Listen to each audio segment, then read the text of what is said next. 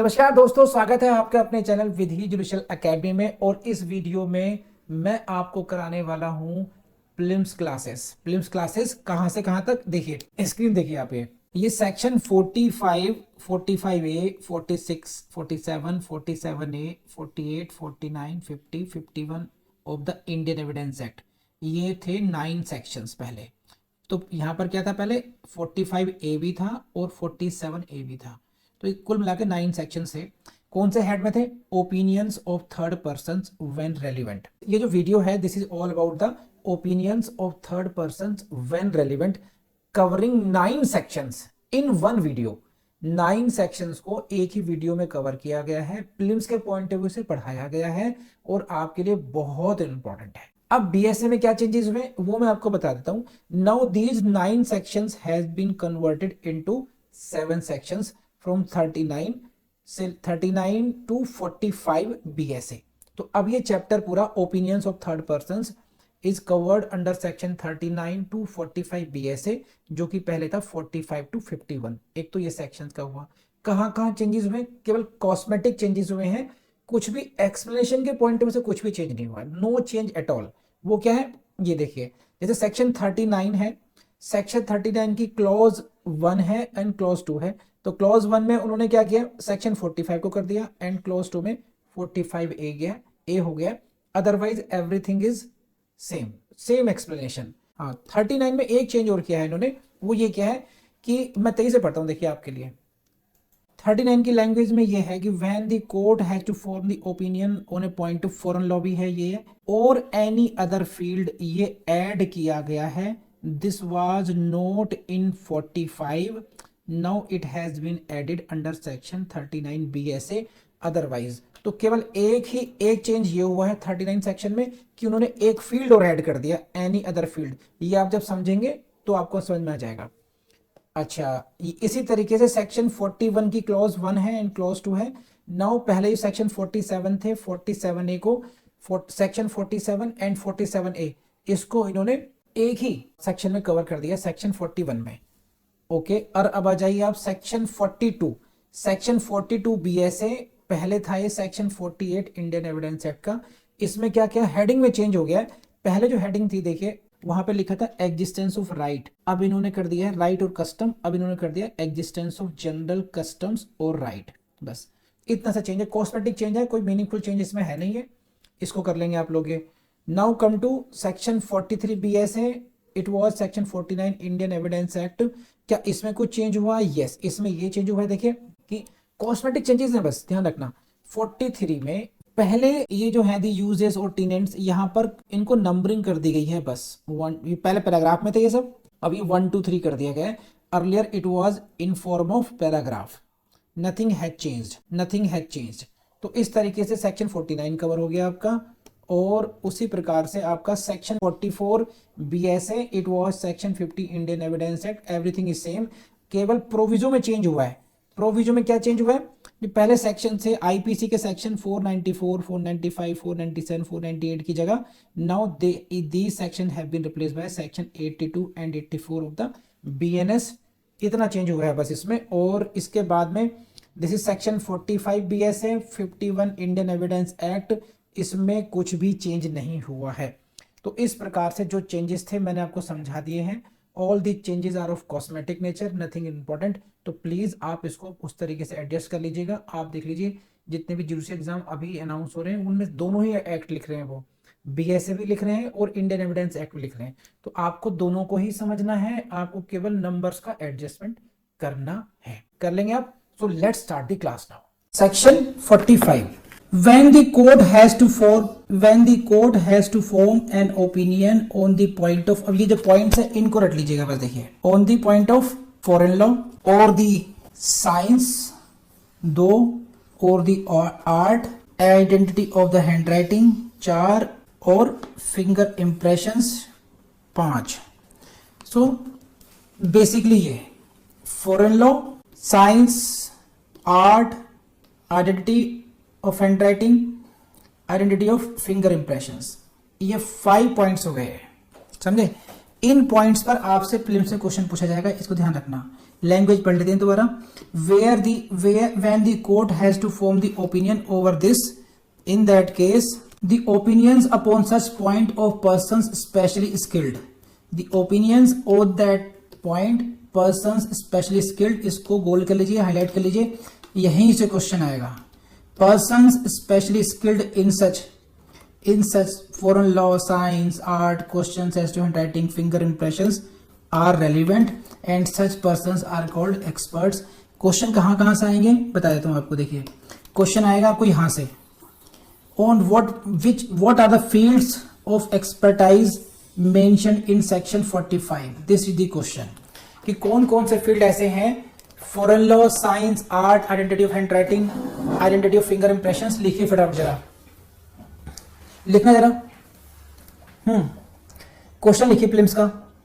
Section 45 mentions the expert opinion in the field of, mentions the expert opinion in the field of option A foreign law, science, art, foreign law, science, art, ये हो गया option A. Option B foreign law, science, art, identity of handwriting, identity of finger impressions, ये हो गया B. And सी में भी कुछ ऐसे ही मिला कर लीजिए। तो basic idea I want to convey to is that कि आपको ये जो फाइव फील्ड्स हैं वो रट लेने चाहिए, कौन से फील्ड में एक्सपर्ट ओपिनियन की रेलिवेंट होती है, कौन कौन से फील्ड मेंशन है। तो फॉरेन लॉ, डोमेस्टिक लॉ नहीं है, foreign law, science, art, identity of handwriting, identity of finger impression, ये 5 फील्ड मेंशन किए गए इसमें। और इनमें किन की ओपिनियन हो गई, opinions on that point of persons specially skilled, जो व्यक्ति उस फील्ड में स्पेशली स्किल्ड हो, विशेष दक्षता रखते हो, उनकी ओपिनियन रेलिवेंट होगी। एंड कई बार क्वेश्चन ये पूछता है कि वेयर एक्सपर्ट जो है, एक्सपर्ट की जो है, एक्सपर्ट्स को की डेफिनेशन 45 में है या नहीं है।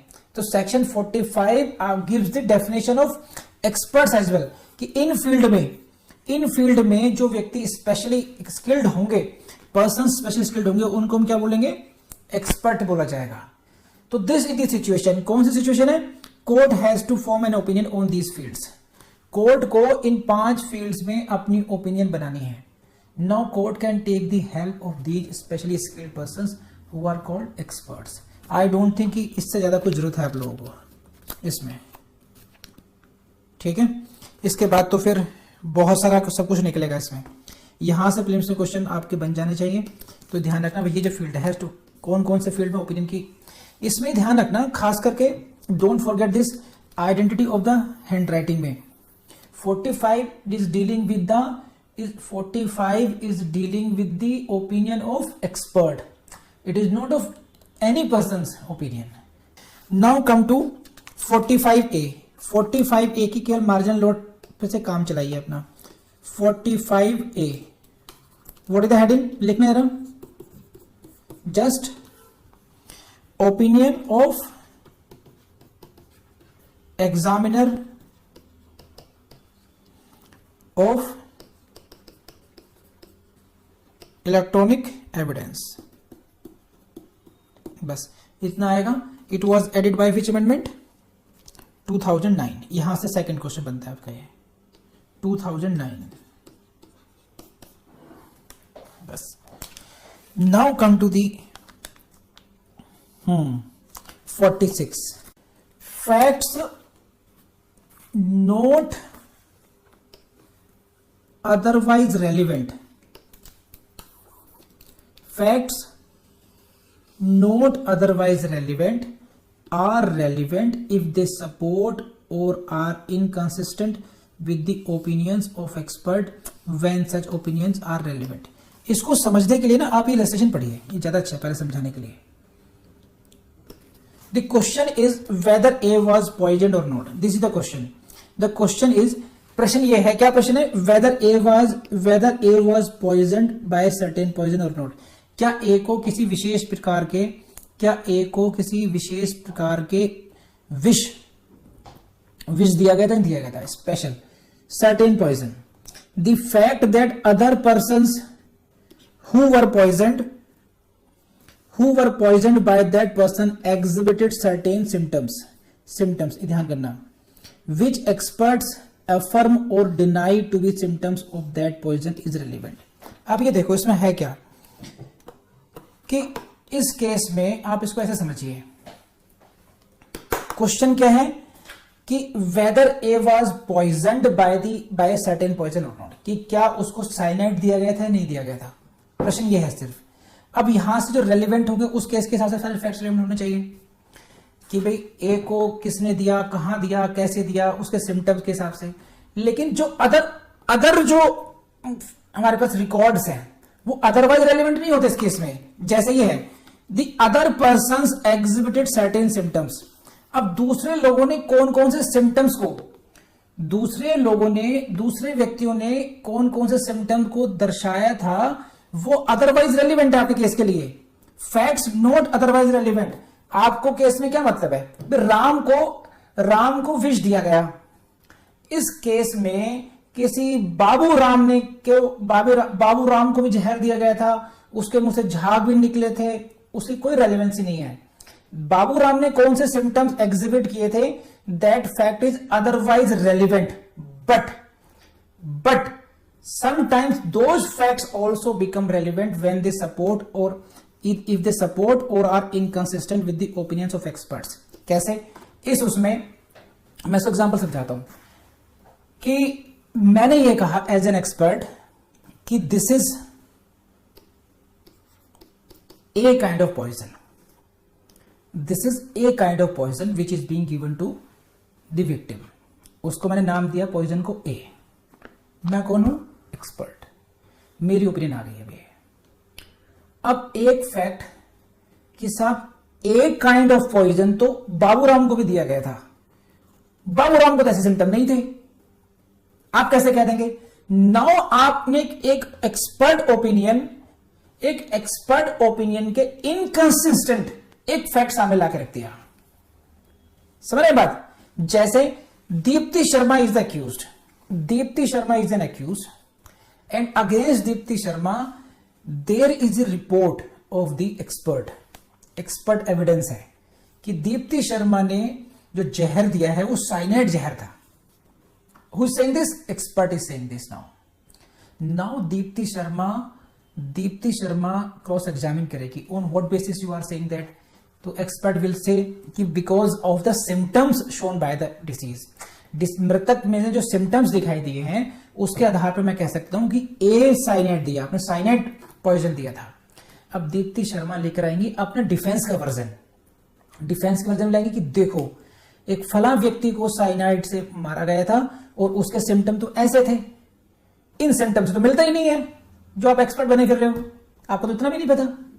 तो नाउ ये जो एविडेंस लेकर के आ रही है किसी और केस का, वो अदरवाइज रेलिवेंट नहीं था, लेकिन क्योंकि एक्सपर्ट ओपिनियन के साथ इनकंसिस्ट हो गया, उसको अनबिलीवेबल, उसको डिस्क्रेडिट करने के लिए लाया गया है, तो दैट काइंड ऑफ एविडेंस में भी रेलिवेंट अंडर सेक्शन 46। ये बात समझ में आई नहीं आई। ऐसे ही अब प्रोसिक्यूशन का एविडेंस अगर कट रहा है तो प्रोसिक्यूशन ने एक्सपर्ट की सपोर्ट में कि जी साहब घसीटा राम को भी साइनाइड था, उसको भी यही सिम्टम थे। अब नाउ देयर आर 3 एविडेंसेस, एक है एक्सपर्ट ओपिनियन, एक एविडेंस हुआ एक्सपर्ट ओपिनियन के विरुद्ध इनकंसिस्टेंट, और एक अदर एविडेंस हुआ which is supporting the expert opinion. तो एक्सपर्ट ओपिनियन को सपोर्ट करने वाले फैक्ट्स, एक्सपर्ट ओपिनियन के इनकंसिस्टेंट फैक्ट्स, ये फैक्ट्स भी रेलिवेंट हो सकते हैं 46 में। ये फैक्ट्स घसीटराम का केस, बाबूराम का केस अदरवाइज रेलिवेंट नहीं थे, but because they are supporting और डिस्क्रेडिटिंग, सपोर्टिंग और are inconsistent, therefore they become the relevant in this case. मैं इसको फ्लो चार्ट आ गया दिमाग में, देखिए ये है expert opinion, expert opinion EO, and it is relevant 45 पे, ठीक है। नाउ यहां पर जो एरो जा रहा है इसको काटने के लिए, यानी कि इनकंसिस्टेंट, और यहां आ रहे हैं इसकी सपोर्ट करने के लिए, ये जो एविडेंस है, these evidences will also be relevant under section 46। I believe कि अब आपको समझ में आया होगा। लैंग्वेज कई बार एविडेंस की ऐसी होती है कि उसको समझाना थोड़ा आसान नहीं होता। 47 में आ जाइए, very interesting, close to heart. Opinion as to handwriting, मैंने कहा था 45 में ध्यान रखना हैंडराइटिंग। ये है ओपिनियन एज टू हैंडराइटिंग, वो थी expert opinion as to handwriting. समझ रहे हैं बात? Opinion as to handwriting 47, expert opinion as to handwriting 45। समझिए क्या है ये। When the court has to form an opinion, when the court has to form opinion as to the person by whom any document was written or signed, court को अपनी opinion देनी है। क्या opinion देनी है? बाय whom, ये दिखेगा नहीं शायद आपको ना, हाँ,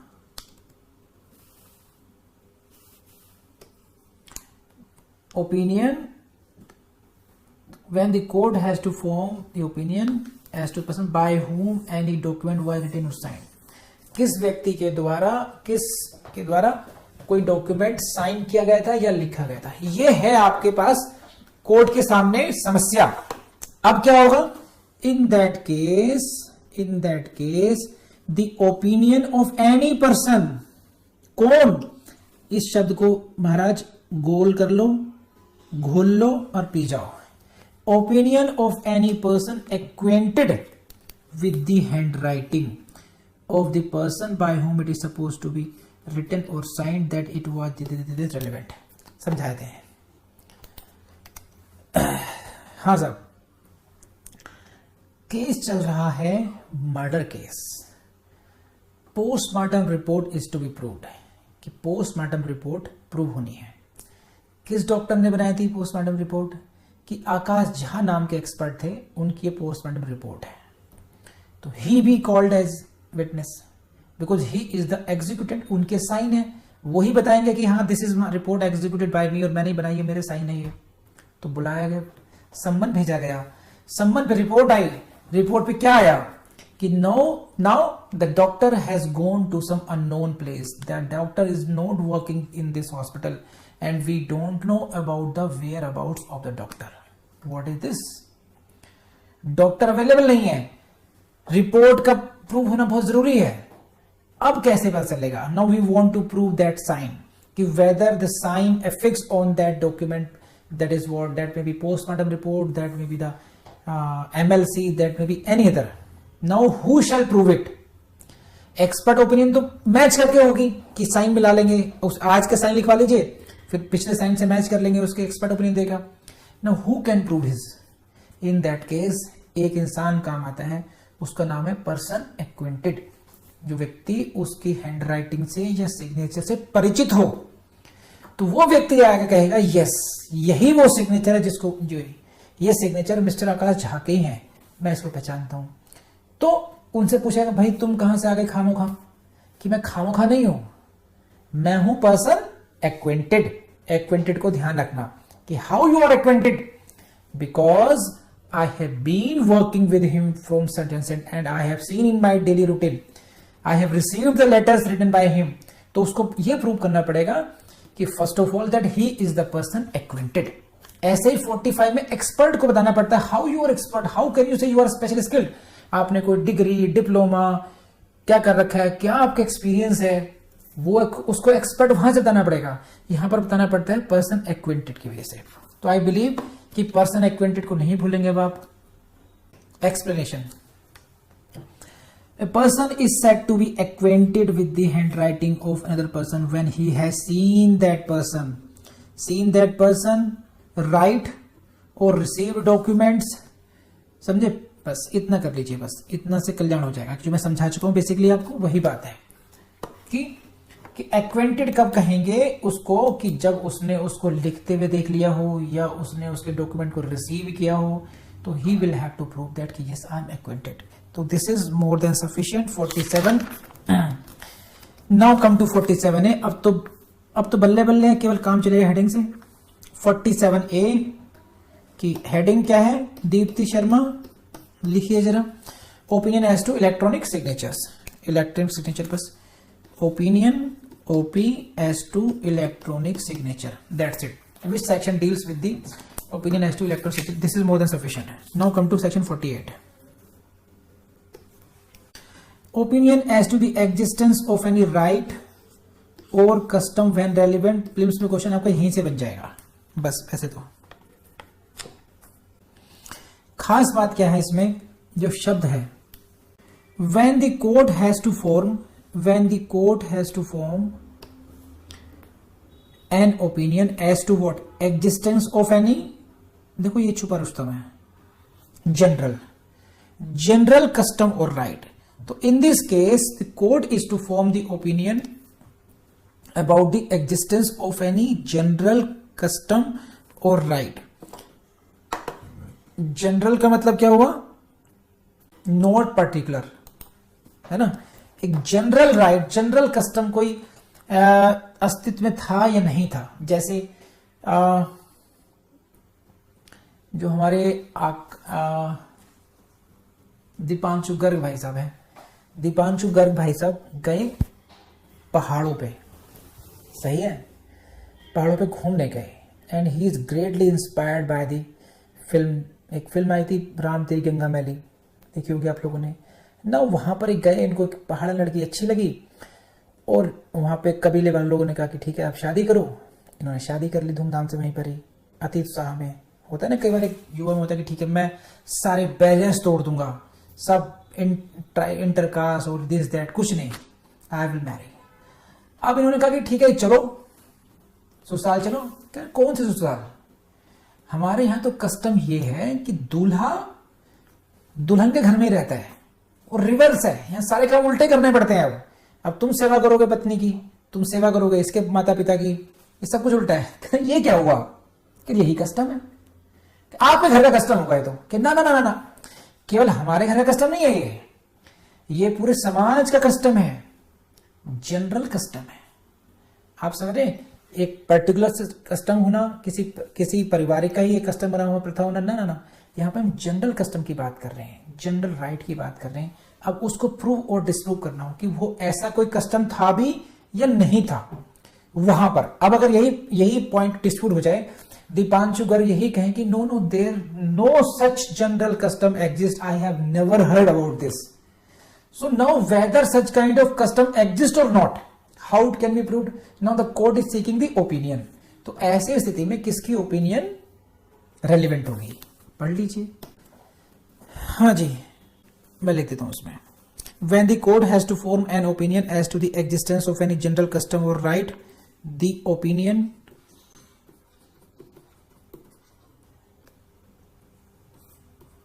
of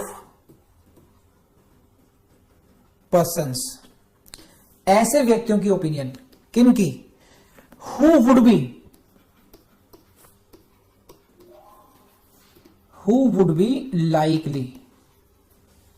likely to know of its existence if it existed। ऐसे व्यक्तियों की ओपिनियन कि जिनको ये पता होगा, who would be likely to know, जिनको ये पता होगा अगर ये एग्जिस्ट करता है। तो वहां से वहां के पंडित जी को बुलाया गया, उस एरिया के, कि पंडित जी कितनी उम्र है, कि जी 85 साल भाईगा, 25 साल हो गए, 50 85, ओके। तो बताइए वहां पे किस तरीके से शादियां होती हैं, शादी के बाद, अच्छा शादी के बाद का बताइए क्या होता है, कि शादी का शादी हो जाती है। अरे नहीं, आप ये बताइए कि लड़का लड़की घर जाता है, लड़का लड़की घर जाता है, इसमें क्या नहीं बात है, हम तो बचपन से देखते रहे लड़का ही लड़की घर रहता है। तो now Pandit ji is the man in that case who suppose to know about this custom. अगर कस्टम हुआ होगा तो पंडित जी ने बताया।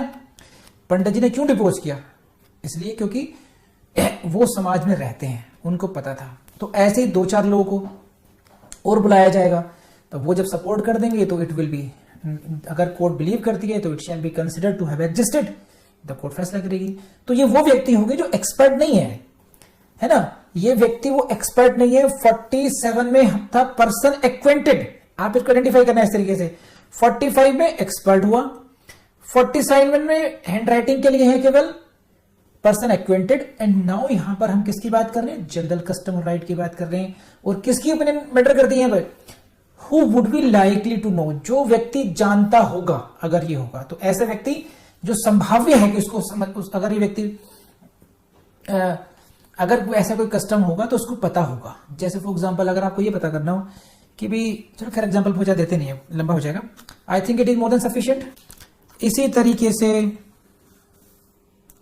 49 opinion as to the usages, heading कर लीजिए सफिशिएंट है, बस इसी पैटर्न पर कर लीजिएगा, इसको कर लेंगे आपने इस हेडिंग, जिस पैटर्न पर 48 कराया है उसी पैटर्न पर 49 पढ़ना है, not very technical. Opinion as to usages, when the court has to form the opinion as to the usages and tenants of any body और मैन, ये पर्टिकुलर की बात कर रहे हैं, बस ये अपने आप कर लेना इसको।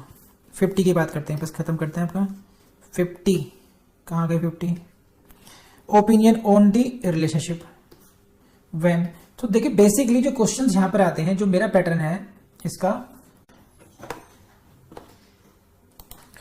45 टू 51 की जो हेडिंग्स हैं वो आपको रटी होनी चाहिए। एक्सपर्ट ओपिनियन, फैक्ट सपोर्टिंग और inconsistent with the expert opinion, evidence of acquainted, general custom और राइट, पर्टिकुलर कस्टम और opinion as to the relationship. इस तरीके से आपको सीक्वेंस में आपको रटी होनी चाहिए। आपके काम मेनली यहां से हो जाने चाहिए। जहां जहां डिटेल थे मैंने समझाया ये आपको, लेकिन पढ़ लेते हैं। चलिए रिलेशनशिप में थोड़ा सा इंटरेस्टिंग है, पढ़िए इस पर। When the court has to form, वही same pattern, opinion as to the relationship of one person to another, दो व्यक्तियों के मध्य क्या रिश्ता है, रिलेशनशिप के बारे में ओपिनियन बनानी है। तब क्या होगा, the opinion expressed by conduct, opinion expressed by conduct as to the existence of such relationship, ठीक है। और any person who as a member of family otherwise have special means of knowledge. इसको समझते देखिए क्या है, क्या क्या रिलेवेंट होंगे, एक minute. Opinion express by conduct, यही शब्द है ना, हाँ, opinion as to the relationship express by conduct, है ना, कि कंडक्ट से क्या जो एक्सप्रेस होती है ओपिनियन वो रेलिवेंट होगी। फॉर एग्जांपल यही रिलेशनशिप में है कि whether they were living as, whether they were husband और वाइफ और नॉट।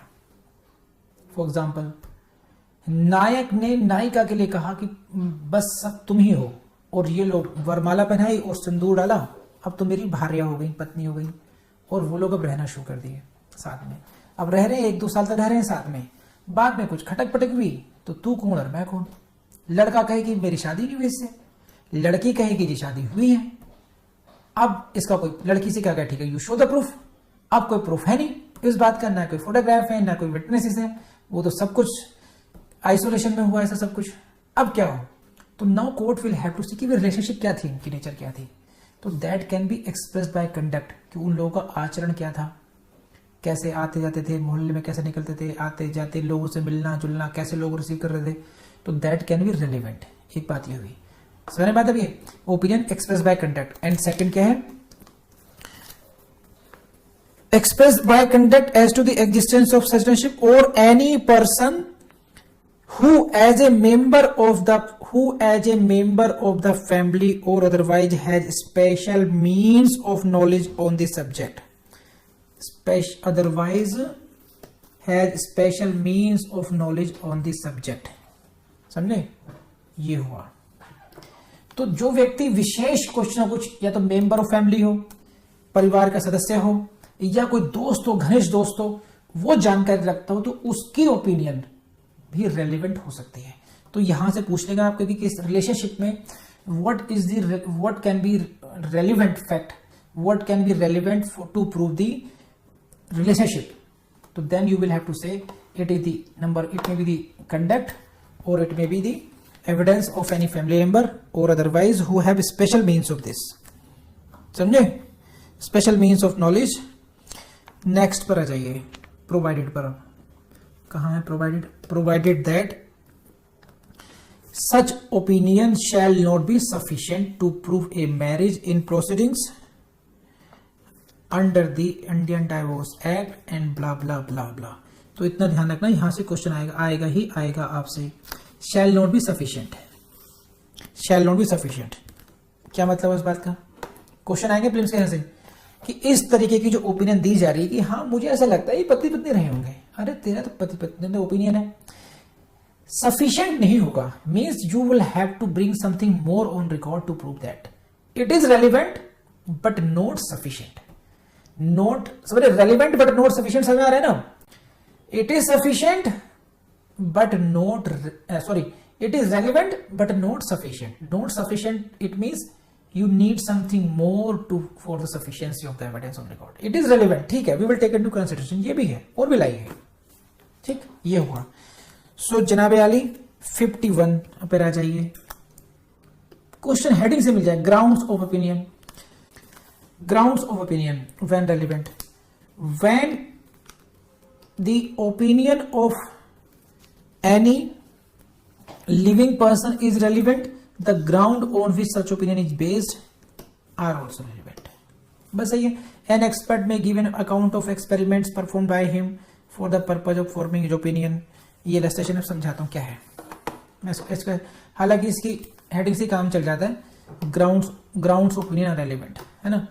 जब आपने कहा कि if as an expert you are saying something, है ना, कुछ भी आप करें तो आप उसका आधार देंगे कि आप जो आपने ओपिनियन एक्सप्रेस की है उसका बेस क्या है, तो वो ग्राउंड्स भी अपने आप में, जिन आधारों पर आप बात कर रहे हैं वो आधार भी, वो ग्राउंड भी अपने आप में रेलिवेंट होंगी। When ever the opinion of any living person is, expert की बात नहीं हो रही, ध्यान रखना, दोबारा पढ़ लीजिए, देखिए ओनली एक्सपर्ट की बात नहीं है, हालांकि इलस्ट्रेशन उन्होंने वैसे दिया है। When ever the opinion of any living person is relevant, यानी कि ओपिनियन रेलिवेंट है, then the grounds on which such opinion is based, grounds जिनकी वजह से आपने ओपिनियन बनाई है तो ये भी रेलिवेंट होंगे, इतनी सी बात है बस, किसी का भी हो। तो किन आधारों पर आप कह रहे हैं, on what basis you are expressing your opinion, तो that will be also relevant। तो this is all about 45 to 51। तो दोस्तों कैसा लगा आपको प्रयास? आई बिलीव कि आपको ये मेरा एफर्ट्स पसंद आई होगी, और आई हो तो देखिए आप लोग कमेंट नहीं करते हैं, सभी स्टूडेंट्स कमेंट्स नहीं करते हैं और सभी स्टूडेंट वीडियो को लाइक नहीं करते हैं, तो वो ज़रूर कीजिएगा। चैनल को सब्सक्राइब जरूर कर लीजिए अगर आपने अभी सब्सक्राइब नहीं किया है, क्यों काफ़ी कुछ नई चीज़ें अभी आपको और मिलेंगी आने वाले टाइम में। और इसके हर वीडियो के डिस्क्रिप्शन बॉक्स को आप ज़रूर देखें, और हमारी जो वेबसाइट है, पेज है, वहाँ पर उसको ज़रूर ऑब्जर्व करें, वहाँ पर क्या क्या मैटर दिया हुआ है। बहुत कुछ हम लोग डालने की कोशिश कर रहे हैं वेबसाइट पे, और हमारे ऐप को डाउनलोड जरूर कर लें आप। मैं रिपीटेडली कह रहा हूँ, ऐप को डाउनलोड करना बहुत ज़रूरी है। कुछ भी इंपॉर्टेंट चीज़ होगी तो उसके नोटिफिकेशन को ऑन करके रखेंगे तो वहाँ से आपको काफ़ी कुछ मिलता रहेगा। हर वीडियो के डिस्क्रिप्शन बॉक्स को ज़रूर देखें और वेबसाइट को विजिट करें, ऐप को डाउनलोड कर लें, और जैसा मैंने कहा है वैसा वीडियो में वैसा आप करने की कोशिश ज़रूर करें। Thank you very much.